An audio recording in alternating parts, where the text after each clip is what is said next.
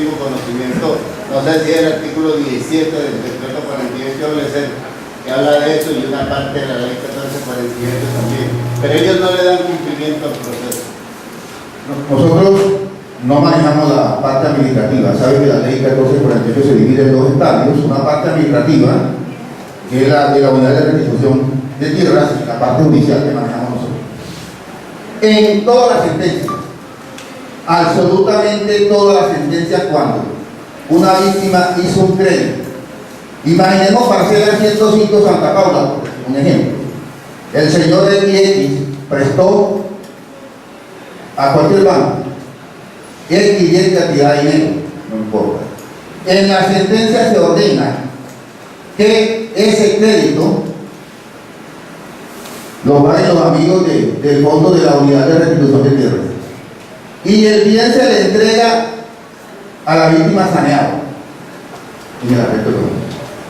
Eso se hace en todas las sentencias, y aquí lo hemos hecho, y el tribunal de Antioquia lo ha resuelto. Sobre eso no queda absolutamente ninguna duda.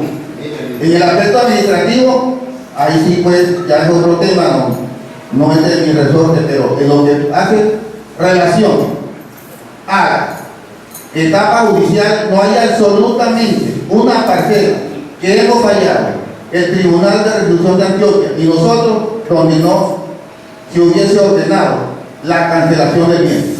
Mire, no, la pregunta mía va... Y no solamente eso, inmediatamente la sentencia se ordena al registro de instrumentos públicos que cancele la hipoteca o que cancele el pago.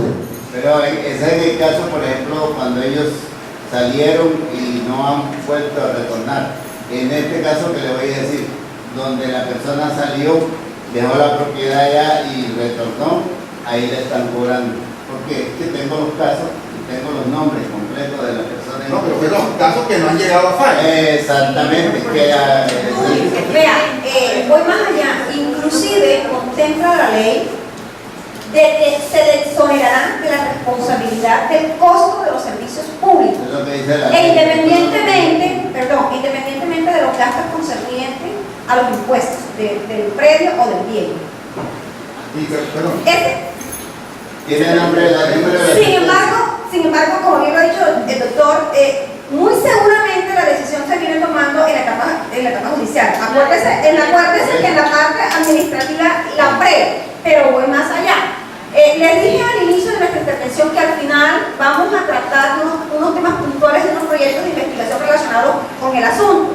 Y en este orden de ideas, uno de los temas será ese: ¿por qué hay que acudir a la acción de tutela para garantizar el cumplimiento, ¿verdad?, de la obligatoriedad que le asiste al Estado de prestar estos servicios o esta protección a aquellas personas que son víctimas del conflicto armado? En este caso específico, yo tenía un señor que me hizo un acompañamiento sobre él. Tenía una finca en una hacienda en Yendón. El señor había hecho un préstamo en el Banco Agrario y había hecho un préstamo en el Banco de Colombia. Pues nosotros nos amparamos directamente en una circular que escribió el Banco Agrario, que en este momento ellos condonan la deuda a la persona, ya que teniendo en cuenta que esto es un plazo fortuito. Entonces ellos le condonaron la deuda al señor, se llama Manuel González. A él le condonaron la deuda en el Banco Agrario, y la deuda que tenía en el Banco de Colombia no le condonaron la deuda, pero sí le dieron un espacio de espera y le congelan los intereses. Es más, le dan una amplia facilidad de que el crédito sea nuevamente abierto para que ellos puedan buscar un mecanismo de poder ellos producir para la deuda que tienen con ellos. Entonces, eso sí hay, pero hay que buscar directamente la forma de es la circular 089 del Banco Agrario. Y con relación a los casos específicos, en área rural del departamento de Antioquia, ¿sí?, hay cerca de 3 fallos judiciales en ese sentido. En el estudio que les estoy hablando también del desplazamiento interno, del comportamiento de las comunidades receptoras de población desplazada, uno de los puntos que se tocan es precisamente eso: las deudas con las que quedan las personas cuando salen de su tierra y las deudas con las que quedan las personas que están alrededor del núcleo familiar más cercano de los desaparecidos. ¿Qué ocurre con eso? ¿Quién las asume? Se supone que la justicia ordinaria debería asumirlas el cónyuge, es decir, la persona o el compañero permanente, ¿sí? O los herederos.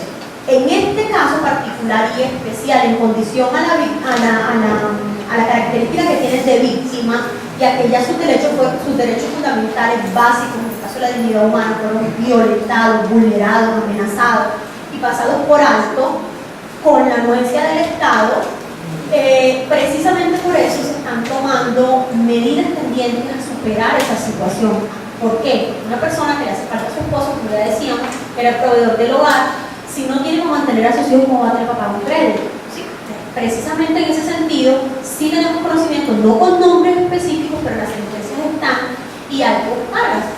No le digo que se las tengo ahora, porque solamente lo trajimos como para hacer alusión a ese punto, porque si no nos han preguntado ya varias veces y la respuesta es que sí. Incluso el señor juez de tierras nos da fe de que efectivamente los pronunciamientos con relación a los pagos de las deudas de los predios que hicieron, o de las personas que hicieron préstamos para mejorar sus predios, o préstamos para adquirir terreno, están siendo condonados y están siendo asumidos, por decirlo así, por la unidad de restitución de tierras. ¿Sí? No, para aclarar, y tiene que ver con procedimiento ordinario. Eso lo digo en el tema de como juez ordinario por varios años. Los créditos que usted hace a entidades financieras, ahí le colocan seguro. Y si lo hacen por 100 pesos, usted paga 5 pesos, 10 pesos por un seguro. ¿A dónde nos lleva eso? Que cuando usted fallece o la persona fallece, el seguro paga la deuda. Lo que pasa es que los bancos, hablando coloquialmente, se hacen los locos. Pero ellos sí lo saben. Le pongo un ejemplo. Le preguntaron a un banco, usted aparentemente quebró porque le prestó a los nules en el dinero. Digamos que este salón lleno de billetes 50. ¿Y qué dijo el banco? No, los socios no tienen por qué preocuparse. Si nosotros, ese crédito está asegurado. ¿A dónde nos lleva eso? Que todos los créditos están asegurados, sin necesidad de ir a la justicia transicional, sin necesidad de ir a otros parámetros, simplemente debe ir a la entidad financiera cuando la persona muere, la que hizo el crédito, que aplique el seguro.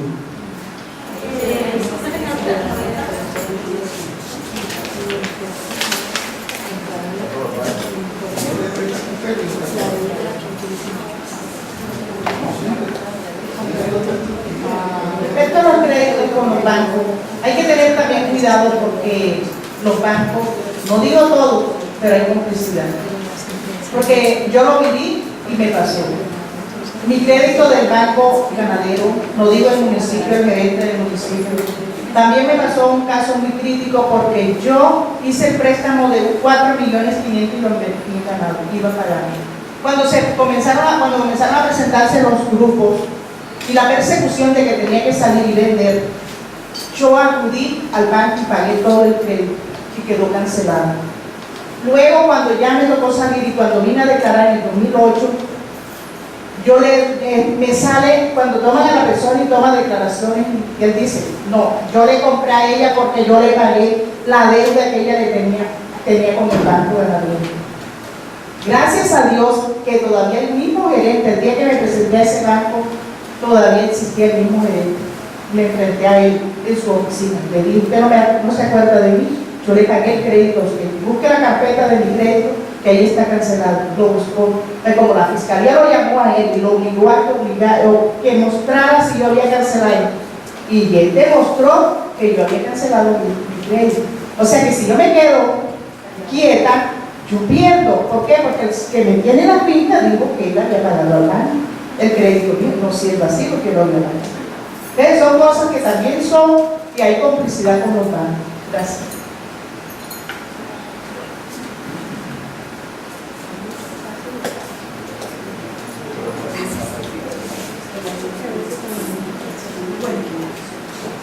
En cuanto a ¿alguna otra intervención?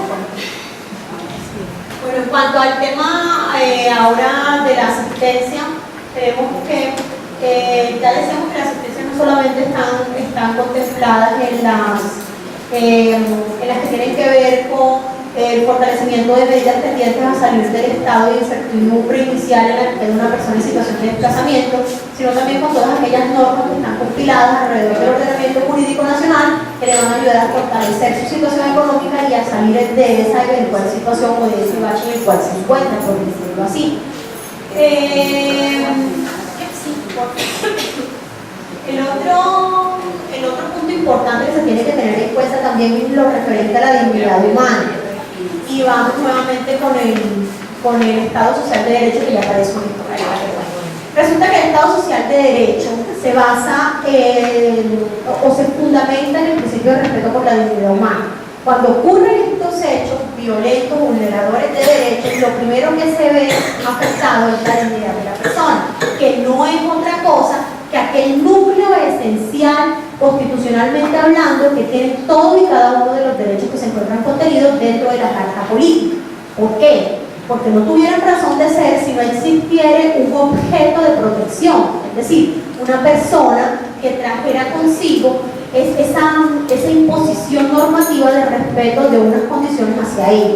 Es decir, por solo hecho de ser personas tenemos derecho a que se nos respete o que se nos dignifique, por decirlo así. Es decir, que ese núcleo esencial, mínimo y básico que nosotros tenemos en nuestro ser no sea tocado, vulnerado o alterado, y que en el momento en que sea tocado, vulnerado o alterado, ese toque, vulneración o alteración sea revertido en su totalidad, aunque sabemos de pleno conocimiento que no es posible, pero que se establezcan por lo menos las medidas normativas, y no solamente las medidas normativas, sino también aquellos instrumentos que van a permitir hacerle seguimiento a esas medidas para que no se repitan los hechos vulneradores de principios que dieron origen a la posición inicial de víctima de la persona que reclama esos derechos.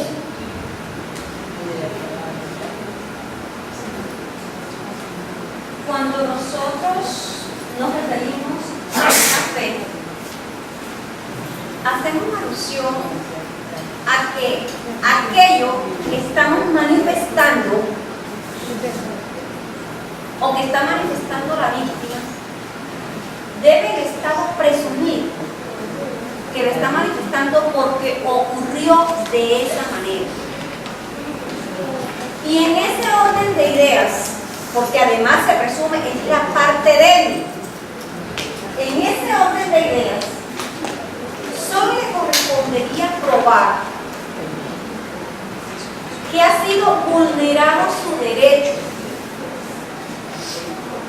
sin mayores esfuerzos o sin pedirle mayor protocolo por la misma situación de debilidad en que se encuentra o en que queda luego de padecer o de vivir un agravio. Es así como la autoridad competente, porque así lo contempla la ley, porque la lógica así nos lo indica, la debe relevar de la carga de la prueba y trasladarla, entonces sí, a aquella persona o grupo de personas consideradas victimarios o responsables del acaecimiento de aquellos hechos que pusieron en situación de debilidad a la víctima o a su núcleo familiar. Con relación al principio anterior de la buena fe, existe una particularidad dentro de la justicia transicional, y es que en el caso específico de justicia y paz se invierte la carga de la prueba. Acá en la 1448 se invierte la carga de la prueba. Es decir, le corresponde, se asume como verdadero lo que dice el victimario y le corresponde a la víctima demostrar que efectivamente el predio es suyo. ¿Sí? ¿Por qué? Porque en principio... tiene plata, menos le creen a la víctima. A eso es lo que vamos. Se supone que por regla general la buena fe se presume y la mala fe hay que demostrarlo. En este caso particular, el Estado asume que los victimarios tienen la buena fe de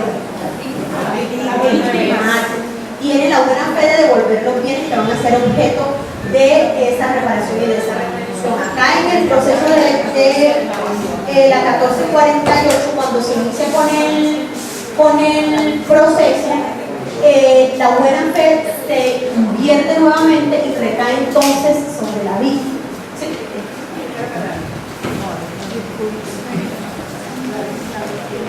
Nosotros siempre hemos dicho, pero todo el mundo lo sabe, esta es una ley de víctima y restitución de tierra. Porque estamos en un foro una vez y alguien nos decía, no, pero esta es una ley que tiene tendencia a favorecer a las víctimas. Yo les decía, doctor, déale el título a la ley.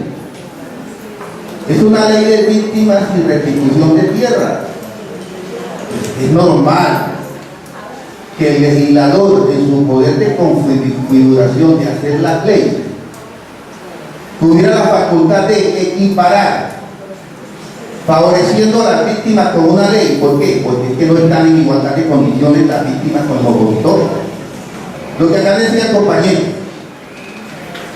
y si el victimario, para los casos jurídicos de nosotros los opositores, tiene dinero, puede tener dinero, señores, pero se va a encontrar con una legislación que tiene algo que se llama presunciones, que son presunciones legales que le toca demostrar lo contrario, porque le invierte la carga de la prueba. Y hay unas presunciones de derechos donde él no puede demostrar lo contrario. Puede tener un cajón de dinero, lo que quiera, pero no puede demostrar lo contrario porque las presunciones de derecho por mandato de ley no se puede demostrar lo contrario. Y esas presunciones son a favor de quién? A favor de ustedes, o no sé.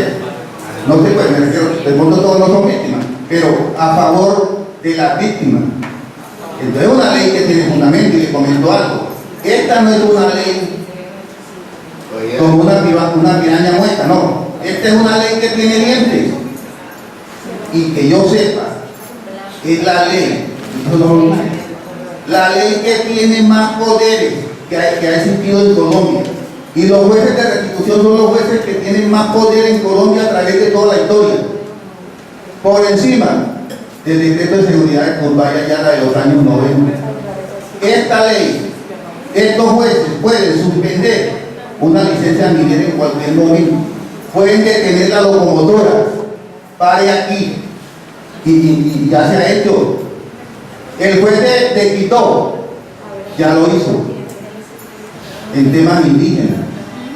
El juez de Tumaco, que reside en Pasto, también lo hizo. Un juez de Cali también lo hizo. Así que esto no es que porque esté aquí plantada en la ley, no. Esto lo dice la ley y se está cumpliendo. Así que ustedes lo que tienen que esperar es que esta ley está hecha para ustedes y está funcionando. Con relación a la parte que estaba haciendo el doctor, es importante recordar y reconocer que esta ley está siendo tomada como ejemplo por la comunidad internacional. Acuérdense que hace un momento estábamos viendo los casos comparados a nivel internacional y ninguno ha llegado tan satisfactoriamente, por decirlo así, hasta la instancia que estamos hoy, en el cual tienen gran cantidad de procesos ya con fallo y tierras efectivamente devueltas a sus propietarios.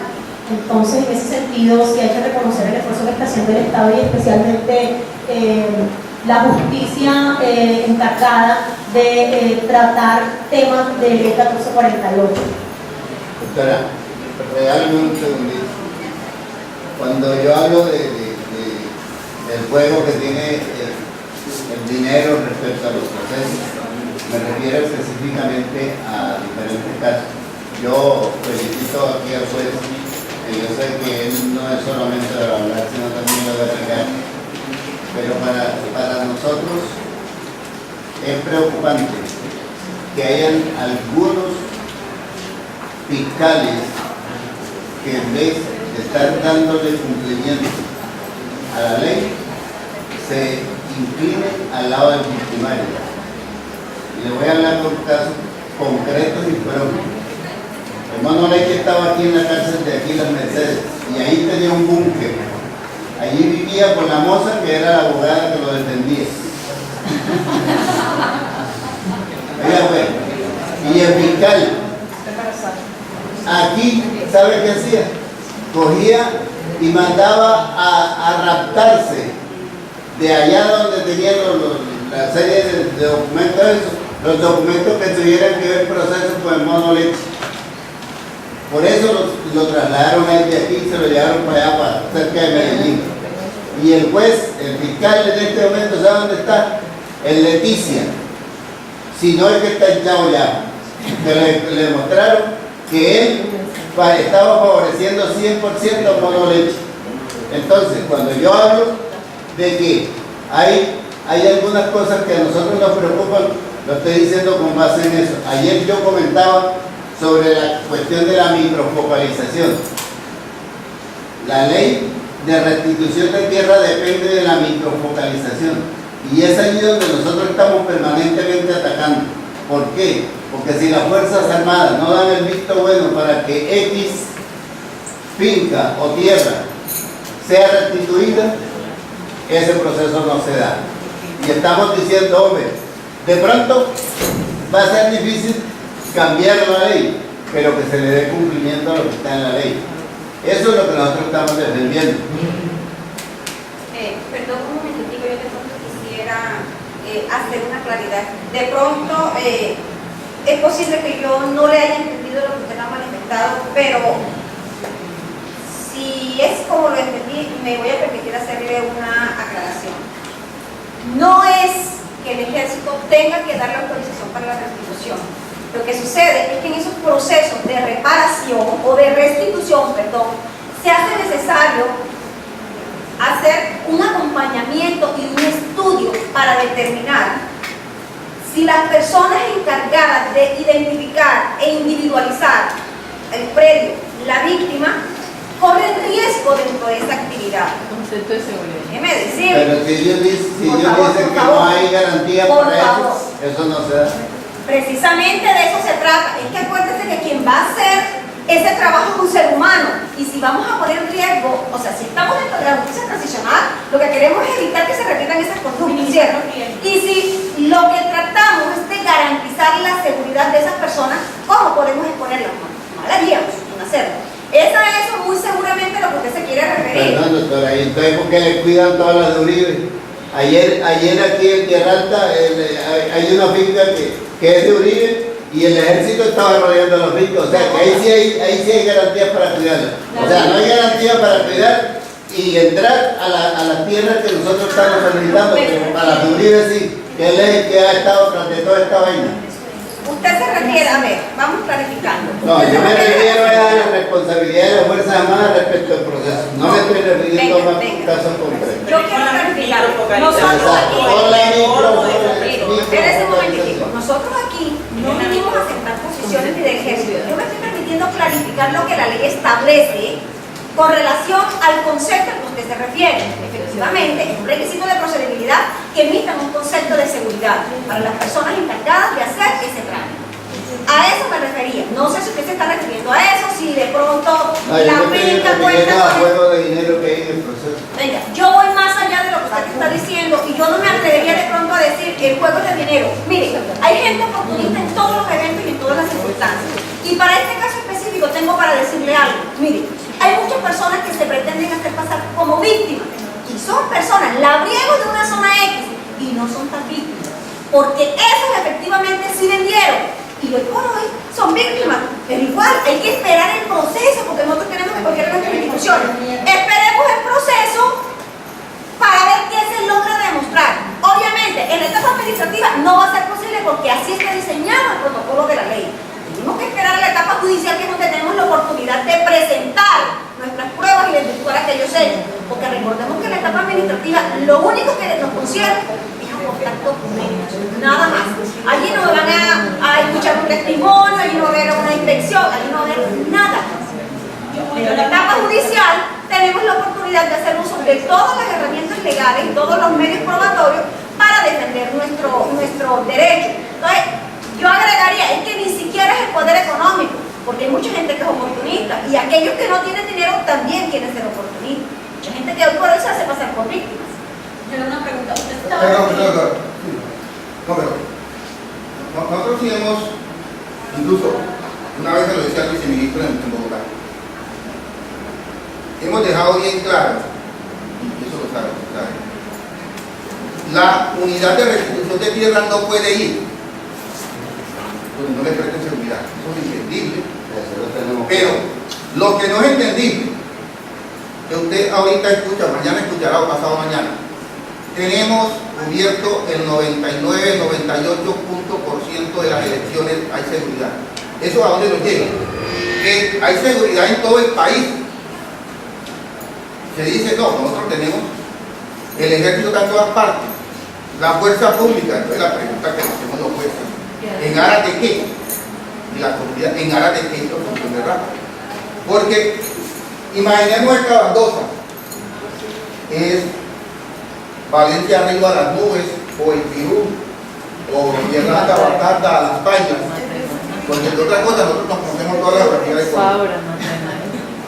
Y aquí no puede, ahí no, imaginemos que no puede ir el ejército porque no da seguridad. Entonces, ¿qué pasa? Si no hay seguridad ahí, la unidad no va. Si la unidad no va, no hace su trabajo. Y si ella no hace su trabajo, a nosotros no nos llega proceso. Y si no nos llega proceso, nosotros nos fallamos. Se dan cuenta que es una cadena. Entonces, aunque no esté escrito, el ejército, las fuerzas militares, sí están en el fondo direccionando hacia dónde vayan, no tienen nuestro cabeza. Entonces, eso es lo que queremos. Que las fuerzas militares vayan donde tienen que ir. Y que cumpla su función y que la cumpla ya. Y incluso se lo decíamos hace 2 días ayer en Baroca ellos.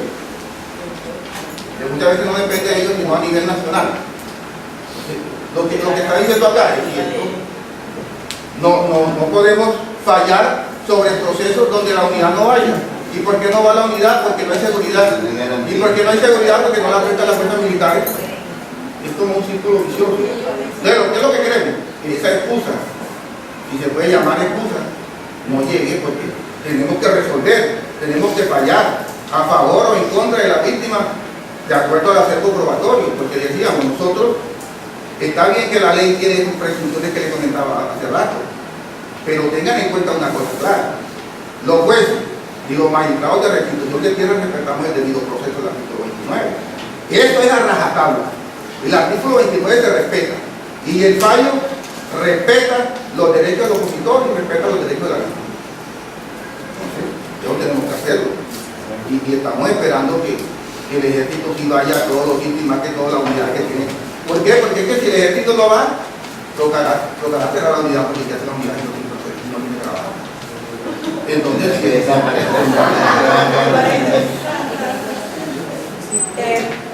yo pienso que el tema de seguridad es algo complejo, porque para que una familia retorne hay que dar una garantía de no repetición, que ya habíamos hablado de eso. Entonces, no es solamente microfocalizar una zona, porque de pronto puede entrar el ejército. Probablemente los funcionarios de la unidad de restitución, que de hecho lo hacen, llegan a la zona. Pero hay que mirar todos los poderes que se esconden y que se ocultan detrás de la tenencia actual de la tierra. Entonces, uno no podría someter a las víctimas a que le vulneren nuevamente sus derechos.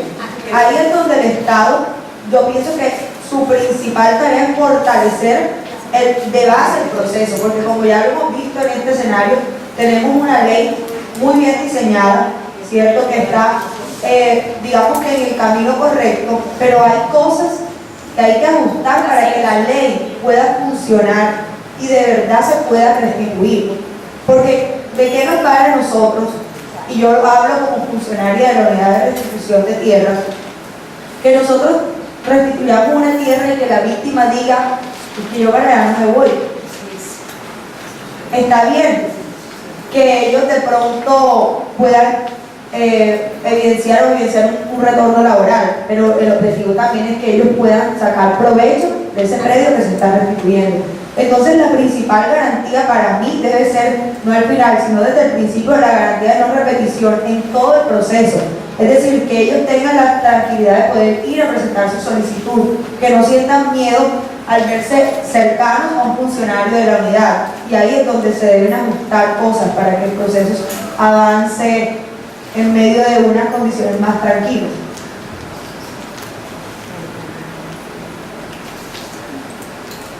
esto es tan delicado que allá en Tierra Alta, el 30 y 1 de diciembre de 2013, la unidad de restitución hicieron un enfoque a lo que es la restitución, donde había cualquier cantidad de personas. Ya estuvo, incluso la doctora Lori estuvo allá acompañándonos en esa jornada. Luego en enero también fueron allá con la mesa a hacer una socialización de lo que es la inclusión, cuáles son los pasos que hay que dar. Pusieron unas fechas posterior a que llegamos al acuerdo de que la misma unidad fuera a recibir, tenían previo por declarar y eso. Más sin embargo, hicieron que nosotros movilizáramos al personal. Eso fue en el CAMI del Banco Popular, y era ahí donde iban a recibir la recepción, y no fueron al municipio porque supuestamente no se dieron las condiciones de seguridad dentro del municipio.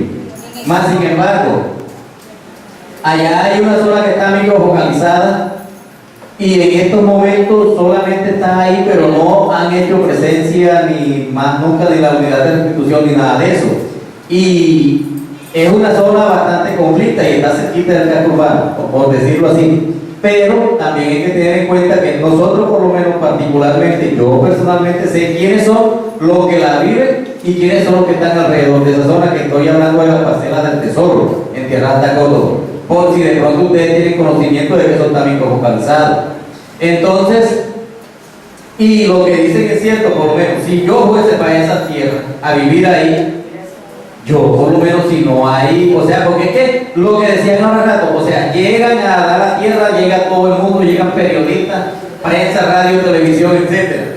Qué lindo, en Tierra Alta Córdoba se entregó a tantas familias tanto de tierra, pero al día siguiente ya no hay ninguno de ellos por allá, y los que quedan allá son los que quedan exponiendo el pellejo a donde están, porque no van a tener el tema de seguridad rodeándolo ahí durante el día y la noche, durante 365 días al año y durante 15 o 20 años. Entonces todo esto hay que tenerlo en cuenta y estoy de acuerdo con lo que dice acá el compañero.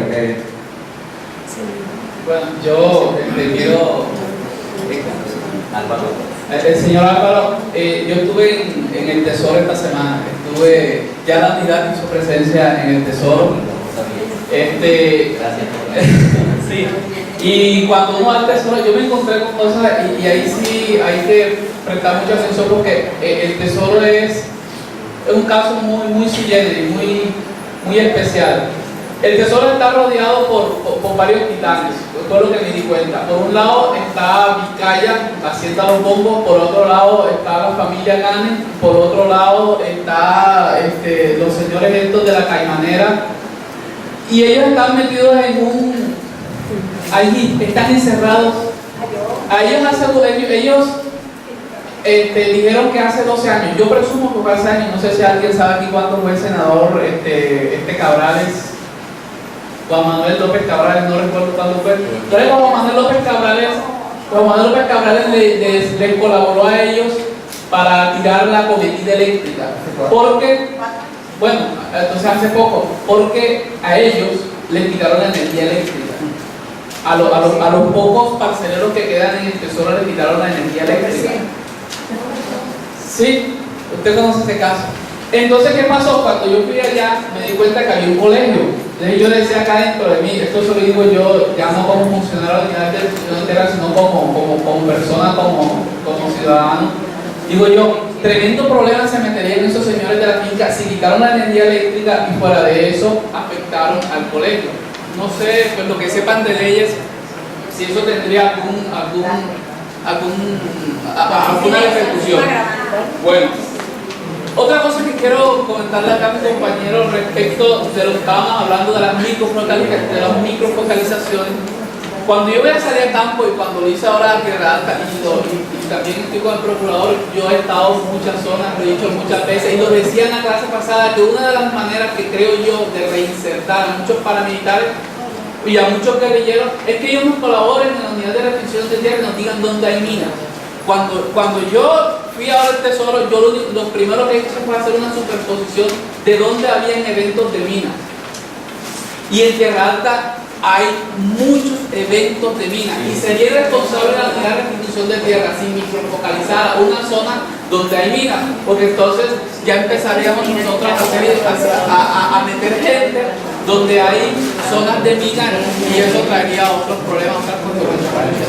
Para la zona del tesoro no hay ocurrido eventos con minas. No, exacto, no, pero en tierra, sí. La zona del tesoro era zona donde funcionaban paramilitares. Sí. Y está demostrado que en tierra alta, que determinaban esas minas eran la guerrilla. De hecho, los eventos de minas están para el otro lado donde todavía hay zonas de Las minas están bien inclusive. Sí, por eso, sí.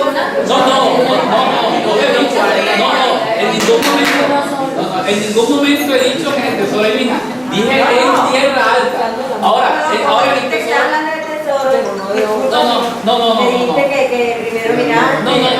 No, lo digo, por eso dije refiriéndome ahora a lo que decía el señor de las microfocalizaciones.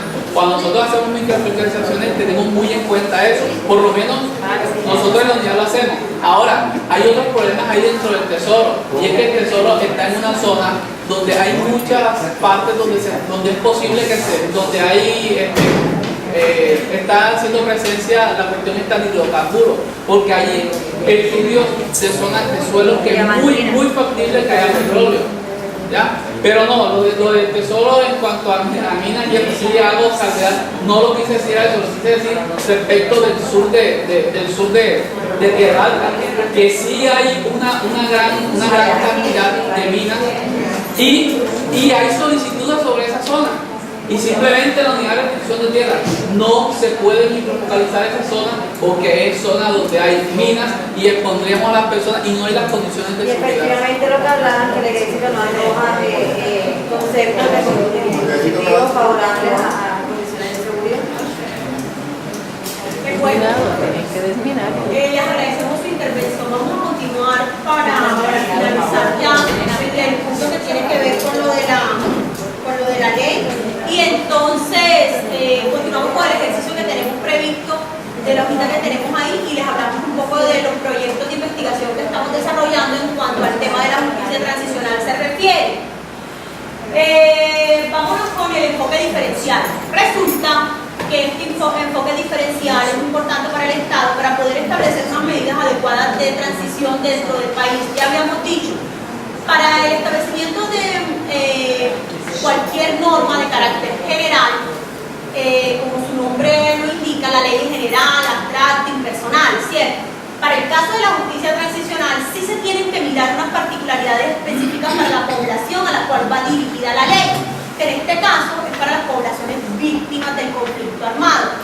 Por tanto, hay que cumplir con una serie de requisitos especiales y con una serie de diferenciaciones internas previas a la expresión de la ley que hacen parte del estudio para poderla emitir y poderla proferir.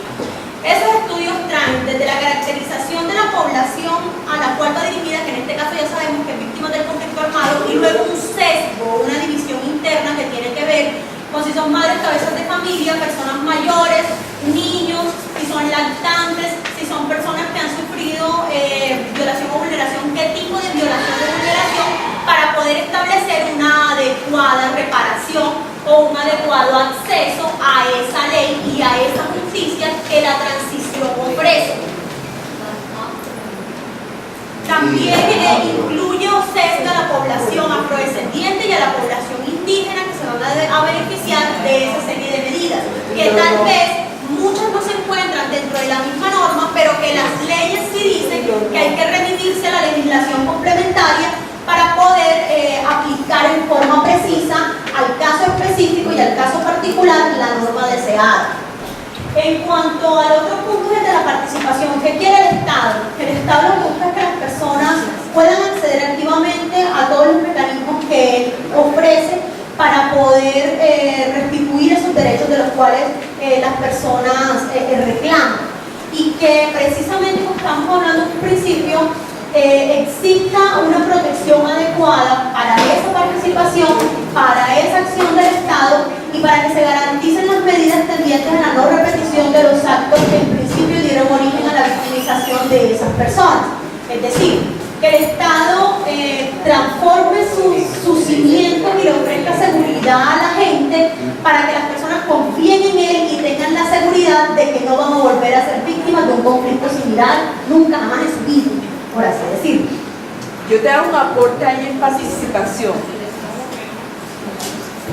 Bueno, la participación en la ley 1448 va mucho más enfocada a que existen unos espacios de interlocución donde las víctimas tienen la forma de tener unos diálogos desde sus aportes, desde sus alcances en la ley, y pueden hacer unas recomendaciones,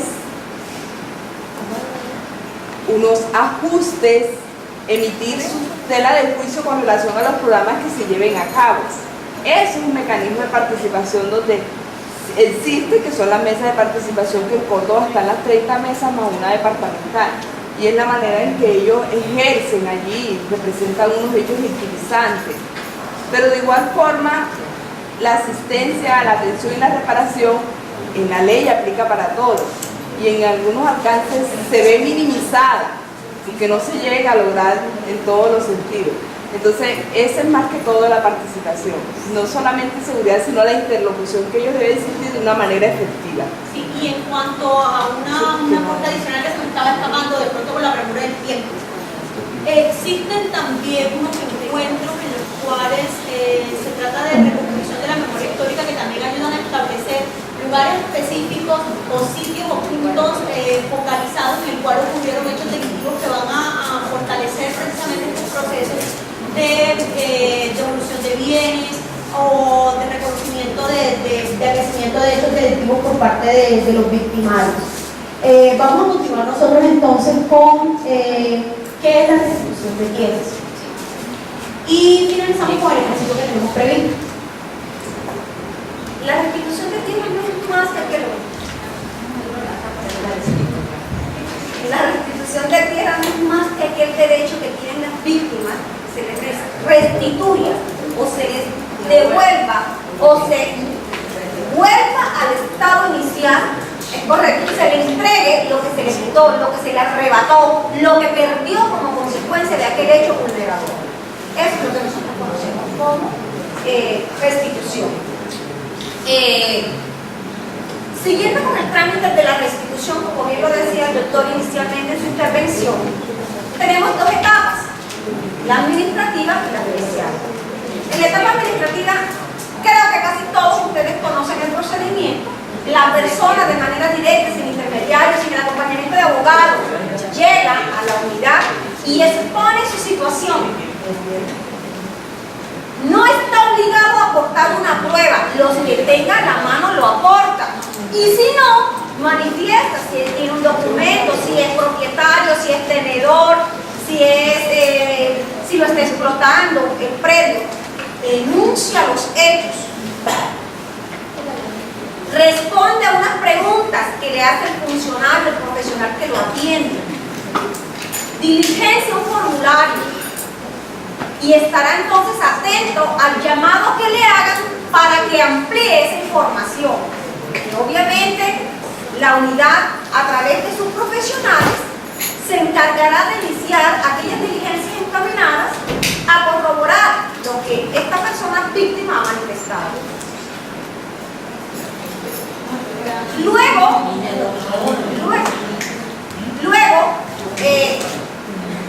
se toma como consecuencia la decisión de incluir o no incluir ese bien. Y si así es, contamos hoy por hoy con la red o la unidad, en donde la unidad administrativa para restitución, en conjunto con las demás instituciones, porque inmediatamente le traslada la información y me corregirán los compañeros si estoy equivocado, para que tengan acceso a toda la información relacionada con ese predio, como es la oficina de registro, IGAN, el correcto, INCODER y todas aquellas instituciones relacionadas, para que hablen un mismo idioma, para que no se cometa error, para que fluya la información y en ese orden de ideas pueda avanzar el proceso. Posteriormente, pasa a la etapa judicial si es necesario, y con todo el respeto le voy a pedir al doctor que nos ilustre de manera somera cómo ellos abocan el conocimiento de estos casos y cómo fluyen.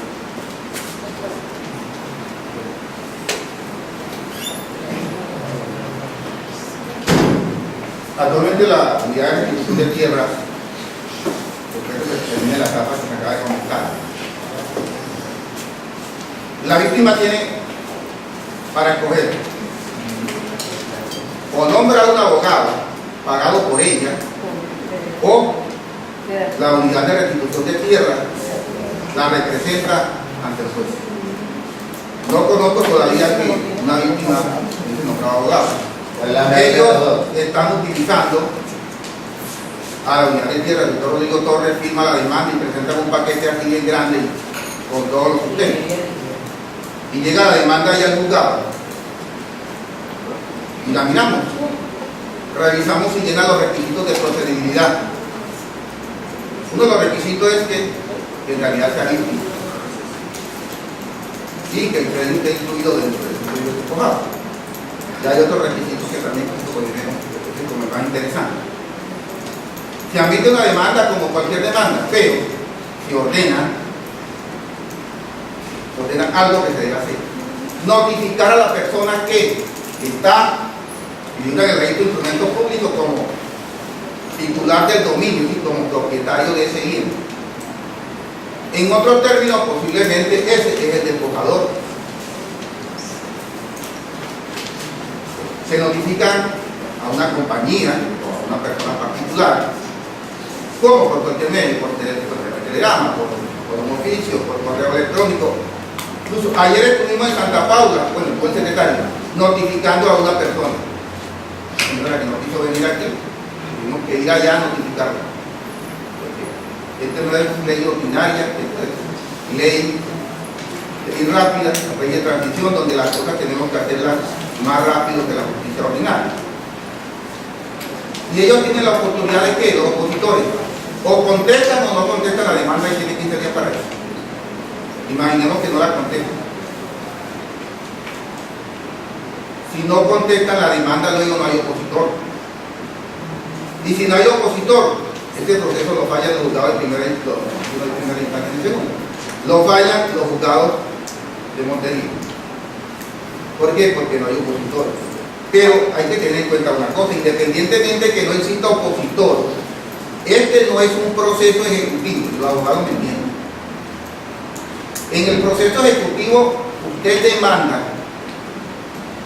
le dan trasladado de la demanda al demandado, y si el demandado no se opone, inmediatamente el juez falla en algo que sea una sentencia de cajón, y eso tiene apenas una hoja, así estén cobrando 1.000 millones de pesos.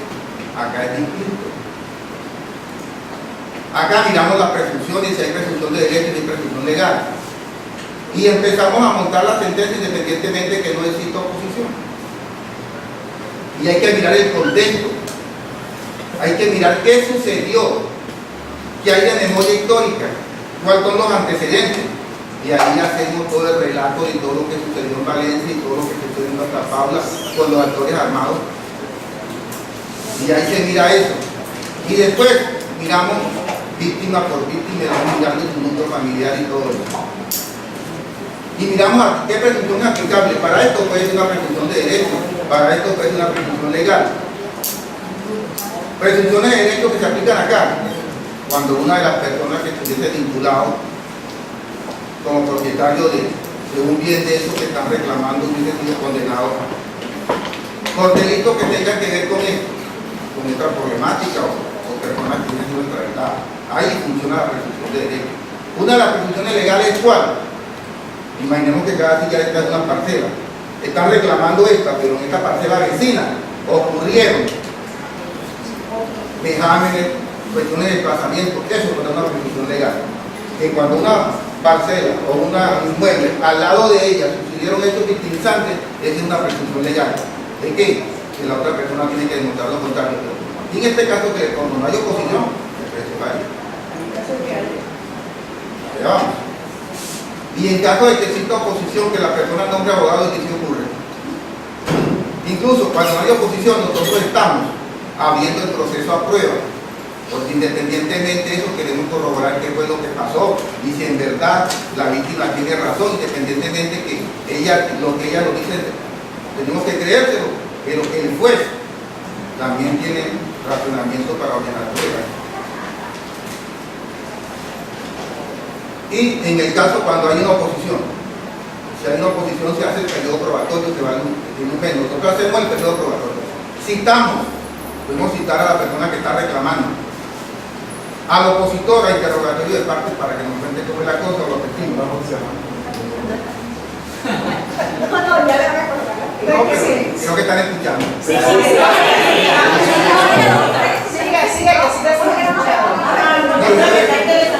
Bueno, entonces estábamos en qué? En la cuestión del opositor, que es nombre abogado, que puede nombrar abogado. Incluso aquí han traído abogados de los opositores, como dijeron por ahí, tienen dinero. Y como tienen dinero, ellos nombran abogados. Que traigan abogados que no de aquí, pero bueno. Nosotros como juez de restitución no es independiente que el abogado venga desde Manizales, de Bogotá, que venga de Urrutia y compañía que son mejores de Colombia, ¿no? Ahí lo estamos esperando. No hay ningún inconveniente, el aspecto es netamente jurídico. Y hacemos ese periodo probatorio. Y después de eso, cuando hay oposición, enviamos al Tribunal de Antioquia. ¿Para qué? Para que falle. Y él tiene dos razones o dos oportunidades. O decreta pruebas nuevamente por espacio de 20 días, o falla con las pruebas que nosotros le mandamos. Si decreta pruebas por 20 días, o cita a las personas a Medellín, o nos envía el proceso a nosotros diciéndonos exactamente qué es lo que vamos a hacer en ese periodo probatorio de 20 días, por competencia del tribunal. Y después que hacemos eso, nuevamente se lo enviamos al tribunal para que falle. Entonces falle. Entonces todas las demandas que tienen oposición van al Tribunal de Antioquia, que es el superior para todos los aspectos de los juzgados de restitución de Montería. Los juzgados de restitución de Montería absolutamente no tienen nada que ver con el Tribunal de Montería de Córdoba, simplemente para cobrar salario, pero todo lo que tiene que ver con lo demás es con el Tribunal de Antioquia. Entonces, nosotros los jueces le pedimos permiso al Tribunal de Antioquia para por un día que necesitemos para hacer una cuenta personal o para asistir al concurso. Absolutamente todo tiene que ver con el Tribunal de Antioquia por relación de competencia. Entonces ellos están fallando procesos de dónde, procesos de Córdoba, y ya han fallado procesos del tema de Santa Paula, ya han fallado procesos de Valencia. Y nosotros fallamos procesos cuando no hay oposición, pero eso no quiere decir que los procesos no sean complejos, porque son los mismos procesos, es la misma situación. Les digo, independientemente que no exista oposición, una sentencia de restitución de tierra no es una sentencia cualquiera, una sentencia que tiene un contexto histórico, que tiene todos los ires y devenires de lo que sucedió, y eso se relata. Y otra cuestión entonces, una de las cosas más complejas, que es cómo montamos el resuelve. El resuelve es lo que dice la sentencia, lo que tiene que hacer y lo que están las órdenes. Primero decimos que se vulneran los derechos constitucionales fundamentales, que se aplica esta o X presunción y que se falla a favor de las víctimas, tantas. Incluso el compañero juez falló una sentencia que creo que tenía como más de 50 reclamantes. Eso es una barbaridad, es difícil encontrar una sentencia de esa clase, de ese tipo. Entonces hay que agarrar a uno por uno con su núcleo familiar y decir qué es lo que vamos a ordenar. En una sentencia, por eso nosotros ordenamos que se inscriba a nombre, si una mujer es la que reclama, se inscriba ella como propietaria, a nombre de ella y a nombre de su cónyuge o a nombre de su compañero permanente. Y esta ley es tan avanzada, en caso de que una persona sea del mismo sexo, se ordena que se inscriba a nombre de los dos, no tiene ningún inconveniente por eso. Es una ley supremamente avanzada en el tema de género. Y se siguen dando órdenes, ¿a dónde? Al impoder. Se siguen dando órdenes a los alcaldes, a los gobernadores, para que haga esto, para que haga lo otro. Publicaciones. Y una cosa que es interesante y quiero que ustedes la recuerden en estos casos. Independientemente que una sentencia no dé una orden, y le pongo un ejemplo, el artículo 140 de la ley dice que las víctimas o los hijos de las víctimas, para efectos de pagar el servicio militar o como quiere que se le llame eso, ellos van allá, hacen su trámite, pero la libreta o la compensación militar no están obligados a pagar. Eso tiene que hacerlo el Distrito Militar número 13 de Montería, creo que es todavía el 13. Y eso tiene que hacerlo sin... Yo en las últimas sentencias lo estoy diciendo, pero necesariamente no hay que decirlo, porque acá las entidades tienen que cumplir lo que dice la norma. Porque es que la sentencia y su resuelve muchas veces no es para replicar lo que dice la ley, porque eso está la ley. La sentencia lo que está resolviendo son casos de personas, entre esta persona y esta otra persona. ¿Sí? Nosotros no podemos poner en un resuelve todo lo que dice la normatividad. Entonces nosotros le hacemos un control de sentencia que lo vamos a hacer este mes. Y el 12 al 1 del tribunal le podemos preguntar al director del distrito, el coronel, capitán, como quiera que se llame, mayor, ¿cuántas víctimas han ido allá para que ustedes le arreglen el tema de la libreta militar? Él no me puede decir a mí, no señor juez, usted está a la orden, no, el riesgo, no señor, usted tiene que saber que tiene que aplicar la ley, que le tiene que responder a un mandato de ley. Y ya se lo dijimos hace una semana, y no dijeron nada, como que tiene que la cosa es en serio. No sé qué. Eso es aquí a grandes rasgos, porque es que esto de restitución de tierra es muy largo, y ya decían aquí que la prueba, a la parte, al opositor, tiene la carga de la prueba. ¿Y a dónde nos lleva eso? La carga de la prueba es que si yo digo que esto es verde, usted tiene que demostrarme que no es verde. Usted tiene la carga de la prueba, pero se queda callado y tiene que demostrarme que esta silla no es verde. Eso es la inversión de la carga de la prueba. Y en las presunciones de derecho, ahí sí que no hay nada que hacer. Los abogados saben que en las presunciones de derecho usted no puede demostrar lo contrario. Puede venir el mejor abogado del mundo y no puede demostrar lo contrario. ¿Por qué? Porque la ley dice que eso sea, que no sea justo, que no sea equitativo, no lo sé. Pero de que eso hay que aplicarlo, y aquí en ciertas sentencias ya lo hemos hecho. Presunción de derecho. Gracias, doctor. Bueno, tenemos un taller programado en grupos de 3 personas, se demora 10 minuticos.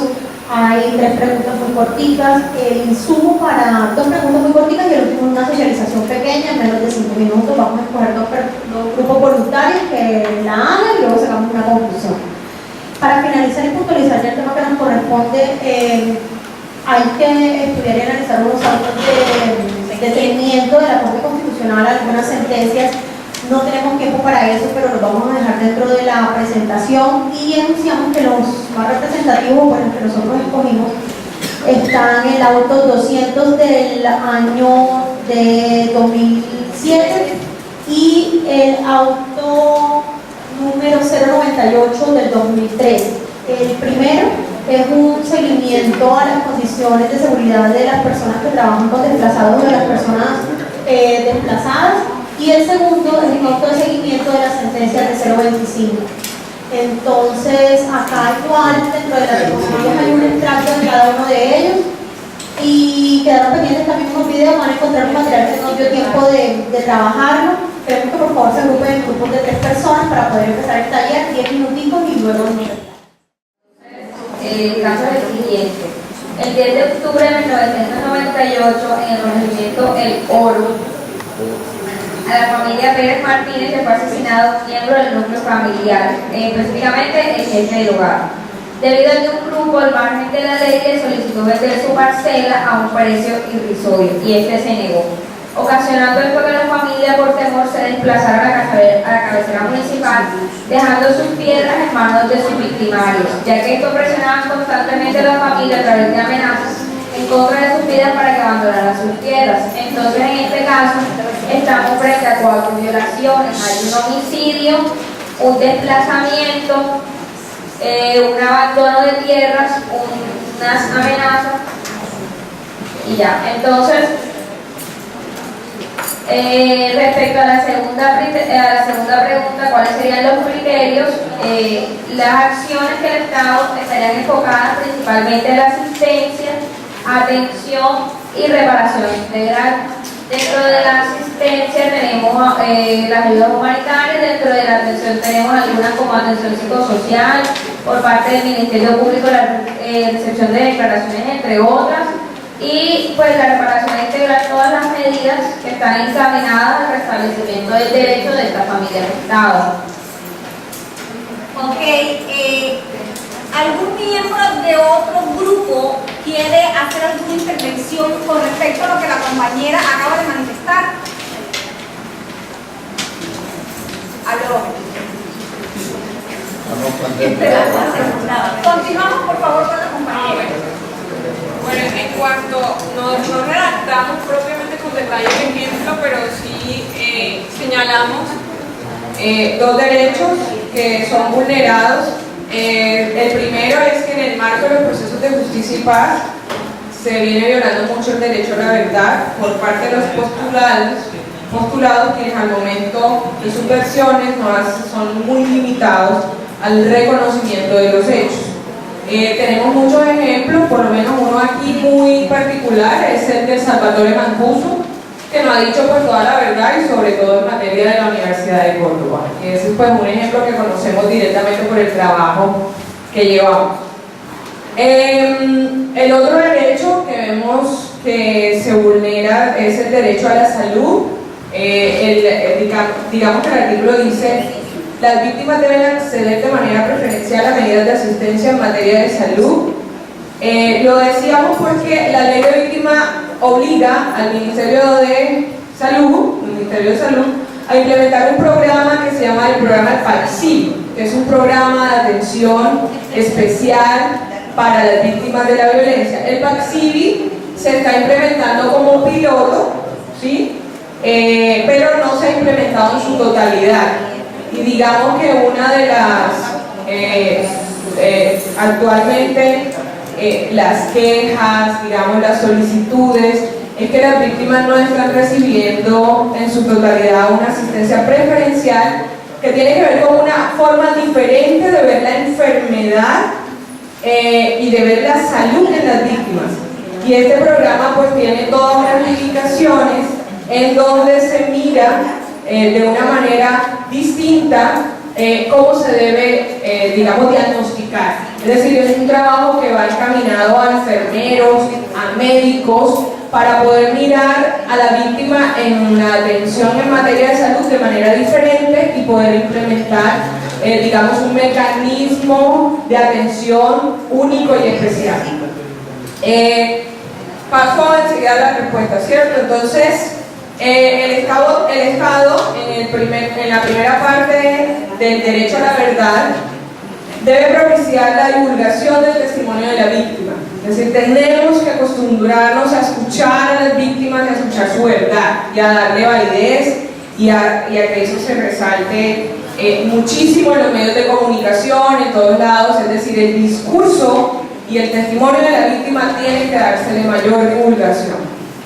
Las autoridades judiciales deben implementar mecanismos, lo decíamos, de pronto era como para sacar esa verdad, o sea, tampoco es, digamos, nos decía la profe que en algunas situaciones o en algunos casos se han descubierto que las víctimas también faltan a la verdad. Es decir, pues inventan un hecho victimizante y todo para sacar recursos. Pero entonces es como las autoridades judiciales, digamos, se implementan un mecanismo en donde se pueda efectivamente establecer la verdad, pero que no sea como con esa sujeción a que la verdad del victimario. Es decir, tal o cual están las víctimas diciendo, hay muchos testimonios, pero como no lo ha confesado el postulado, entonces eso no es verdad. Entonces es revisar y darle la validez, digamos, al testimonio de las víctimas, al valor que tiene el testimonio de la víctima. Frente al tema del PAC-CIVI, es importante que se le dé mayor divulgación, pues decíamos acá en el grupo, oye, ¿eso qué es? ¿El PAC-CIVI qué es? ¿Y eso a qué suena? ¿Y eso de dónde salió? Entonces casi no lo conocen, entonces no lo conocen pues ni mucho las instituciones, las víctimas lo oyen, pero ¿cómo se come eso? ¿Cómo es que se va a implementar eso? Entonces el tema de darle mayor divulgación al programa y realmente implementarlo. O sea, hay que implementarlo y hay que dejar ya el tema de que se está implementando pero con pilotos, no, todas las víctimas lo requieren, lo necesitan. Entonces, ¿cómo que se dé una mayor implementación al programa de atención de salud? Permítame un segundito, yo quiero retomar las palabras de la compañera para de pronto hacer alusión de manera muy superficial cuando hablábamos a casos concretos, y yo lamento profundamente que el juez de tierra se haya ido, porque me hubiese gustado que él estuviera en esta oportunidad. Hablaba la compañera y los casos de justicia y paz en donde las verdades se consideran a medias, también la consideración del postulado pues no las ha expresado.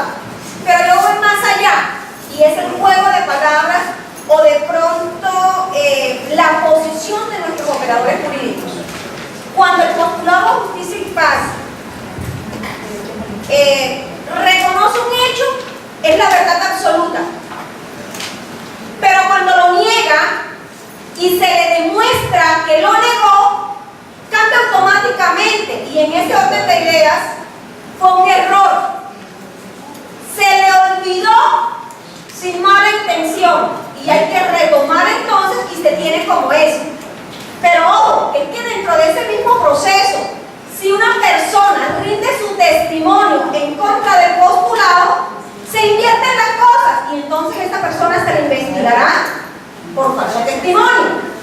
Pero cuando el postulado omitió decir la verdad, no se compulsa copia para que se le investigue, ni siquiera le afecta dentro del proceso de justicia y paz, en donde está comprometido con la verdad y su reparación. Perdón. Perdón, decía que con la reforma sí, incluso ya los procuradores judiciales en materia de justicia y paz, con la nueva reforma a la ley de justicia y paz y al proceso de justicia y paz, efectivamente si faltan a la verdad pueden estar por ahí en Estados Unidos pero regresan acá. Y entonces eso es importante porque es que ya ahorita iban a salir, se iban para Italia, que salían en 3 meses. Pero no, porque el que ha faltado la verdad acá en el proceso, y eso se modificó producto obviamente de los procesos de selección y priorización. Quedaron unos postulados y obviamente ellos tienen que responder si han faltado a la verdad. Y eso es fácil demostrarlo. Yo creo que lo que hay que hacer es volcar a las víctimas al escenario judicial, a justicia y paz, a decir, oiga, pero es que no ha dicho toda la verdad, y entonces sí se puede, digamos, empezar a trabajar en el marco de la modificación de la ley para que puedan efectivamente ser pasados a justicia ordinaria, para ser tratados acá y judicializados. Pero yo creo que eso es casos de casos, y por eso quise traer a colación este comentario. Ese es el deber ser, esa es nuestra expectativa y es lo que esperamos de nuestros operadores. Pero en muchos casos no ocurre. Y por el contrario, los testigos de ese postulado, que también está siendo investigado por otras conductas y donde de manera conjunta participaron, a eso sí se le da credibilidad y pasa a ser entonces un testigo protegido. Y lo digo con conocimiento de causa, y a eso me refería al principio de la intervención cuando les decía que íbamos a traer casos puntuales. Por las circunstancias ajenas a nosotros y por el tiempo, no será posible profundizar sobre esos temas, pero son casos concretos que los vivimos aquí mismo. Voy más allá. Siguiendo con el mismo ejemplo al que me refería, partimos de justicia y paz, que es de 75, y luego logramos demostrar que X persona, el postulado, no está diciendo la verdad.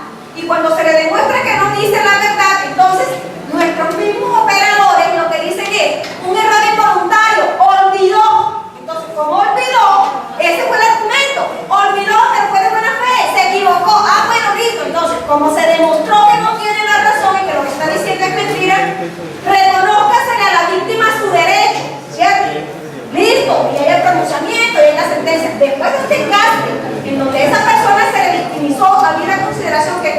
trasladarse hasta un departamento distinto en Antioquia, que es la competente para conocer estos casos, y tiene que gastar dinero de la persona, de sus testigos, de su abogado, gasto honorario, hotel, transporte, alimentación, todo lo demás. ¿Quién le responde a esa persona hoy por hoy? Nadie. Voy más allá, allí no termina el caso.